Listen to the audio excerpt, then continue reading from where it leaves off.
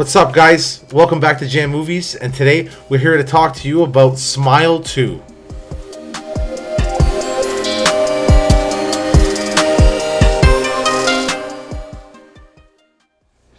So, I went and seen this in the cinema with my son, and him being a teenager, it was the first time he went and seen like a big name horror movie in theaters, and what a movie to watch for his first time because he was terrified.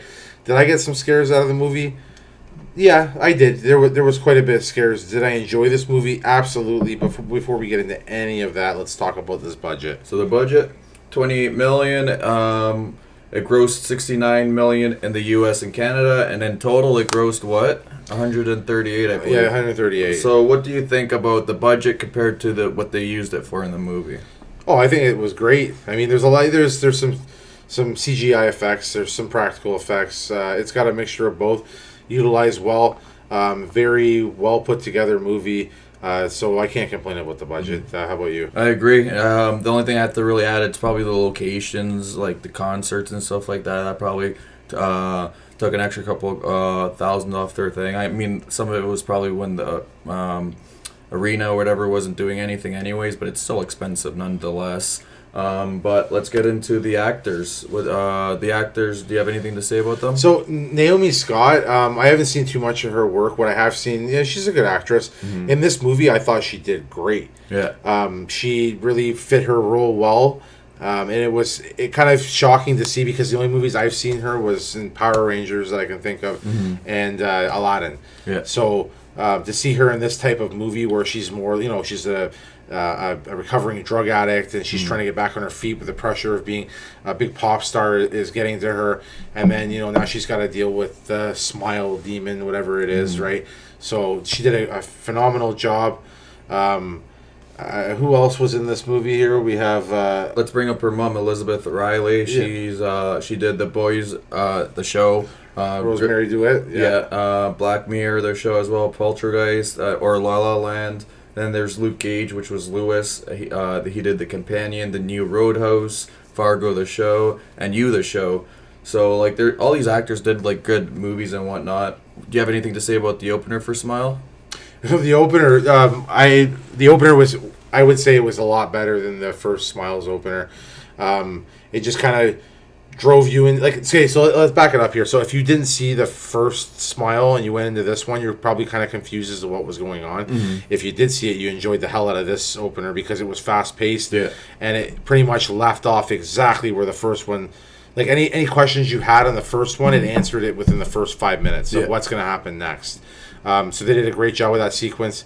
And again, if you haven't seen it, there's going to be spoilers. So spoiler alert, but when the main character from the first one gets hit by that car, I was not expecting that. I was either. A lot of it had to do with like the camera angle, the way he had the camera.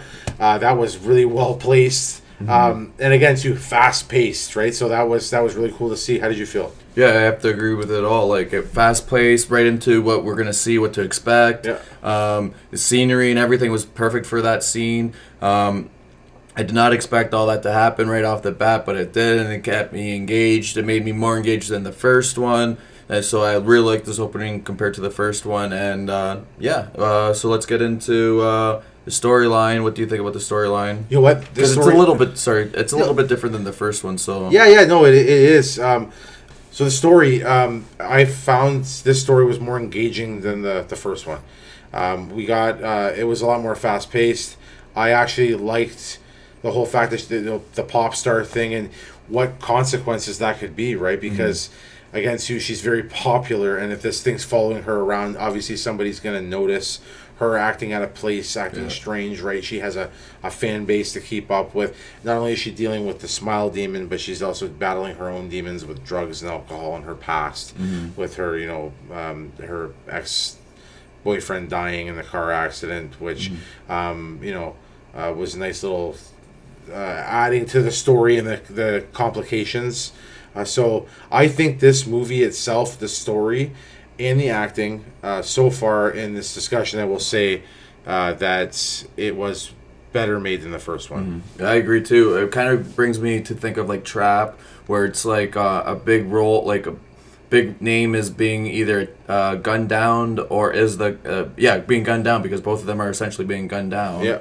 And what's it called? Like, I liked how they did that. Kind of brings more of the younger audience because they all like pop culture and all that stuff and like famous people. So I liked how they brought that into it and brought her as the person that's getting haunted by this ghost or whatever you want to call it.